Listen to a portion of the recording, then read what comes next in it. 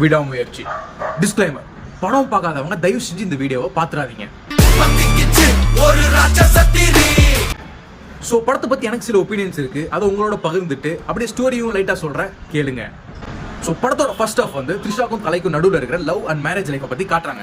இது ஒரு லீனியரான ஸ்டோரி டெல்லிங்காக இல்லாமல் ஒரு நான் லீனியரான ஸ்டோரி டெல்லிங்காக இருக்குது. திடீர்னு பார்த்தா 12 வருஷத்துக்கு பின்னாடின்றாங்க, திடீர்னு பிரசன்ட் போர்ஷனுக்கு வந்துடுறாங்க, திடீர்னு 9 வருஷத்துக்கு பின்னாடி போயிடுறாங்க.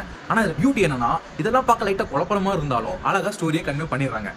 ஸோ இதெல்லாம் நடந்துட்டு இருக்க வேலையில டக்குன்னு த்ரிஷா உள்ள போந்து, நீ எனக்கு அட்டென்ஷனே தரலப்பா, ஸோ நான் இன்னொருத்தரோட அஃபேர்ல இருக்கேன் அப்படின்றாங்க. நாமளா தான் என்ன பண்ணியிருந்திருப்போம், என்னடி சொன்ன. ஆனா தலை அந்த இடத்துலயும் அவ்வளோ அண்டர்ஸ்டாண்டிங்கா அதை புரிஞ்சுக்கிட்டு, அப்படியாம்மா சரிம்மா நீ இருக்கிறது இருந்துட்ட, கடைசியா ஒரே ஒரு ரோட் ட்ரிப் மட்டும் போயிட்டு நம்ம இந்த ரிலேஷன்ஷிப்பை முடிச்சுக்கலாம் அப்படின்றாரு. ஆனா ஃபர்ஸ்ட் ஹாஃப்ல உண்மையாலுமே தலையை கதற விட்டாங்க. தலைக்கே தலைகால் புரியாம திருன்னு முடிச்சுக்கிட்டு இருக்காரு. என்ன நடக்குது என்ன சுத்தி அப்படின்னு. திடீர்னு ஒருத்தர் லாரில இருந்து இறங்கி நான் உனக்கு உதவி செய்யறான். அடுத்த சீன்ல பார்த்தா எனக்கு உனக்கு யாருன்னு தெரியாது அப்படின்ட்டான். திடீர்னு ஒருத்தர் அந்த சீன்ல அங்க இருக்கிறான், டக்குன்னு இந்த சீன்ல இங்க இருக்கிறான்.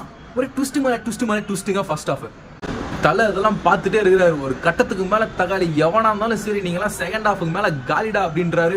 உள்ள வராரு, மெதிக்கிறாரு, அச்சு ஏர்ல விடுறாரு, பேஜார் பண்றாருங்க. இதெல்லாம் பார்த்துட்டே இருக்கும்போது மனசுல எனக்கு ஒரு விஷயம் தோணிட்டே இருந்ததுங்க, யாரு கூட அஃபேர்ல இருக்க ஒருத்திக்காக இவ்வளவு பாடுபடணுமா அப்படின்னு. பட் இந்த இடத்துல தான் அவங்க இன்னும் ஒரு டீப்பான மெசேஜை நமக்கு கொடுக்குறாங்க. தலை என்ன சொல்றாரு, நீ டிஸ்லாயலா இருக்கிறியா, அஃபேர் வச்சிருக்கியா, அது உன்னோட கேரக்டர். ஆனா ஒரு விஷயத்துக்கு கமிட் ஆயிட்டனா சாகுற வரை அதுக்காக போராடுவேன், அது என்னோட கேரக்டர் அப்படின்றாருங்க. த்ரிஷா இல்லைன்னா ஃப்ரெஷ்ஷா இன்னொரு ஃபிகரு அப்படின்னு இல்லாம தலை இந்த இடத்துல அவரோட மேரேஜ்க்கான கமிட்மெண்ட் அண்ட் அன்வேவரிங் லாயல்ட்டியே காட்டுறாரு. ஸோ படத்தோட முடிவுல எனக்கு ஏகப்பட்ட கேள்விகள். அஃபேர் வச்சிருக்காங்கன்னு தெரிஞ்சு எப்படி அவங்க ஒய்ஃப் கூட சேர்ந்து திரும்ப வாழ போறாரு, இல்ல அந்த அஃபேர்ல இருந்தானே ஒருத்தன் அவனுக்கு என்ன ஆக போகுது, இந்த மாதிரி பல கேள்விகள் இருந்துங்க. ஆஸ் அ யூத் ஆடியன்ஸா என்னால இந்த விஷயத்தோட கனெக்ட் பண்ணிக்க முடியல. அதாவது தலை திரும்ப வந்து அவங்க ஒய்ஃப் அக்செப்ட் பண்ணிக்கிட்டு சேர்ந்து வாழ்ற விஷயத்தை என்னால கனெக்ட் பண்ணிக்க முடியல. பட் 12 years ஆஃப் மேரேஜ் நினைச்சு பாருங்க. Maybe married couples for 10 to 20 years அவங்களுக்கு இந்த விஷயம் கனெக்ட் ஆகலாம், புரியலாம். பட் எனக்கு புரியல அது. ஸோ படம் நல்லா இருக்கா நல்லா இல்லையா, இல்லை பிளாக் பஸ்டரா, அதை நான் உங்ககிட்ட விடுறேன். படம் பார்த்துட்டு வந்து கமெண்ட் செக்ஷன்ல சொல்லிட்டு போங்க. See you all.